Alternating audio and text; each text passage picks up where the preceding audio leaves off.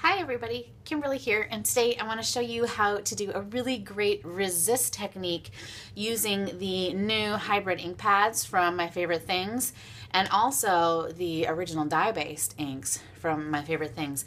You can see the background on the card. I'll take some better photos and post them in here, but you can see the really cool effect that you get from using these two inks together. What I'm going to start with is I'm going to start with a piece of glossy cardstock. What I mean by glossy cardstock is the back is regular cardstock, but the front has, hopefully you can see that, this shine to it, and that's what we want to use. You can't use photo paper. That is not the same as glossy cardstock. So you need to find glossy cardstock for this technique to work.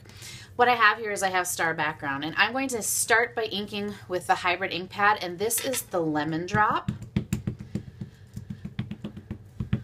And I always turn my stamps this way because I want to put my image on, ink onto my image rather than the other way around. Plus I can also see how much ink I have, where I need to add a little bit more. And you can always pick up your image, check it, make sure you've got enough ink on there. I'm going to stamp onto my glossy cardstock. Just apply an even pressure.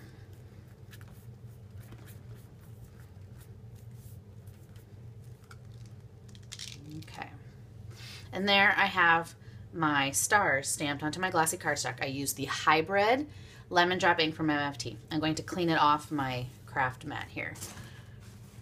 Grab some of my baby wipes and paper towels to clean that up. Here's the key to this technique, and also with the hybrid inks. You need to heat set them. They have to be heat set on other surfaces. Surfaces like wood, acetate, fabric, any of those things. These inks need to be heat set. And how I'm going to accomplish that today is just going to use my embossing gun to do that. I'm going to turn it on and run it for a minute.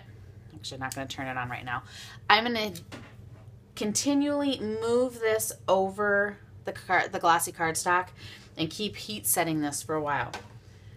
If you're going to do this technique with a larger image, let's say for example you want to use diagonal background, you need to let this ink dry longer. That is the key to this technique. So what I'm going to do is switch over to a piece of glossy cardstock that I stamped and heat set earlier today.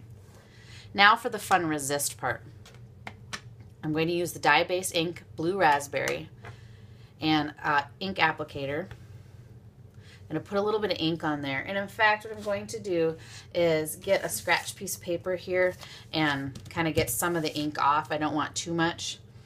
And circular motion, apply the ink to the surface. And you can see how those little stars are just popping out. The reason this technique works is because the formulations are different for these two inks, and they resist one another once it's heat set. There we go.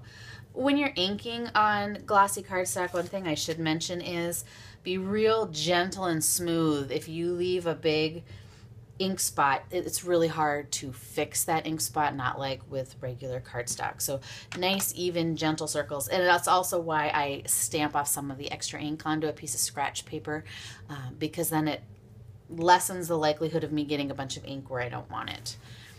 I'm going to take a paper towel and just buff off that ink off the top of the stars.